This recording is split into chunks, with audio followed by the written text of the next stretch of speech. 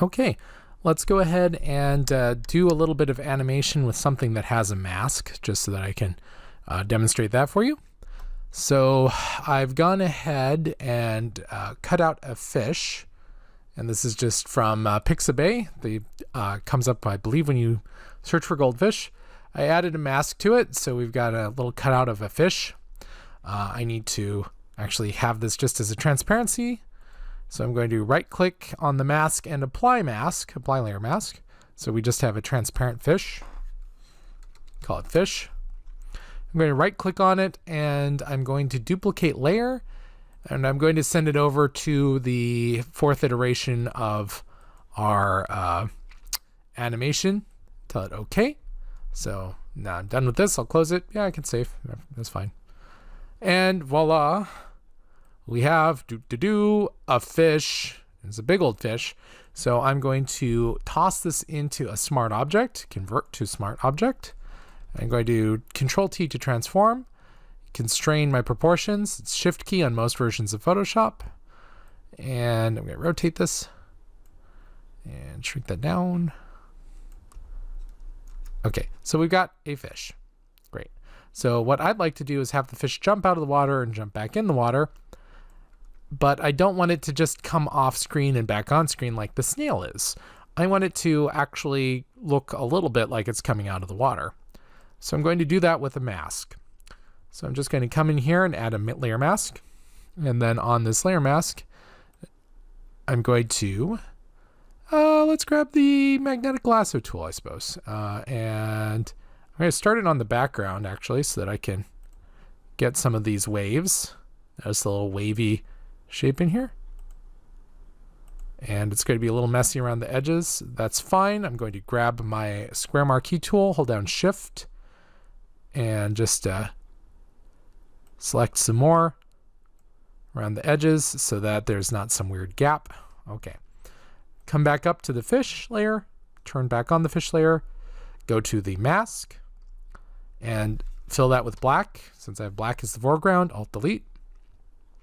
Now I've got a mask. Deselect. So with this mask, I'm going to unlink the mask. Now the fish can come out of the water and come back in. So I'm going to need to do this in a few steps, and this is going to be a bit tricky. So let's start it off here. I want it to maybe jump over the snail. So the first thing I'm going to do is set a keyframe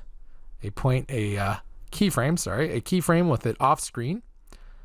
Oops, don't want the snail twirled open. I just want the fish. So on the fish, I'm going to set a keyframe on transformation.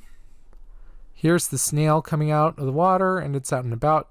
So I'm going to go ahead and have the fish jump up, maybe about over here. But I'm not just going to jump up. I'm also going to rotate.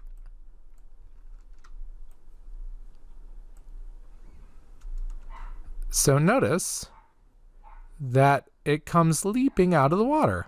Now I need it to come back down. So I'm going to just move about the same amount of distance that we were before. Oh, but wait, remember by importing a new image, it was far too long for everything else. So I'm just going to grab it and shrink it down. Now it'll be about the correct space as everything else. So about the correct length as everything else. The workspace will be the correct length again. There we go.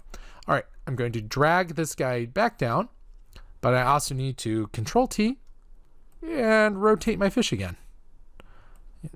Now, because it's a smart object, it will have stored all of that correctly.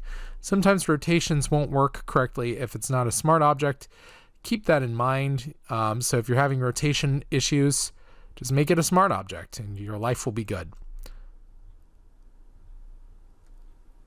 There we go. We've got a fish and a snail. Excellent. So that's working pretty well. Now, what if we wanted to do a mask transformation instead?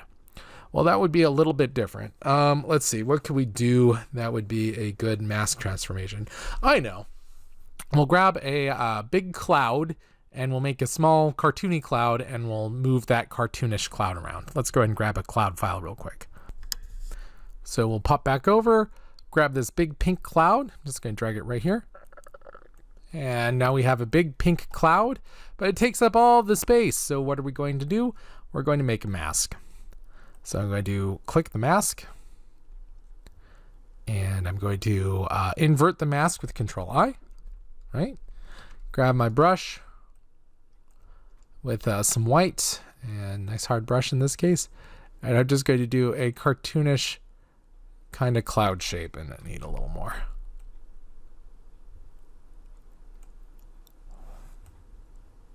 Okay, so this is a pretty cartoony cloud. I'm going to unlink that so that they'll be separate.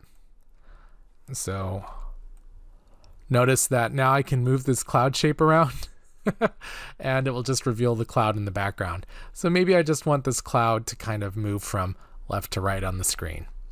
So if that's the case, what do? Well, I'll twirl it open, and you notice that I have layer mask position now. So you can guess that it's going to behave pretty much. Oh, and one more time, I forgot. I need to resize this so that's the correct size. All right, so I'm just going to activate the layer mask position. Then I'm just going to drag this cloud off screen. And actually, rather than just drag the cloud off screen, let me shrink the navigator there. I'm going to hold down Shift while I do it so that it just goes directly across and it doesn't bob up and down.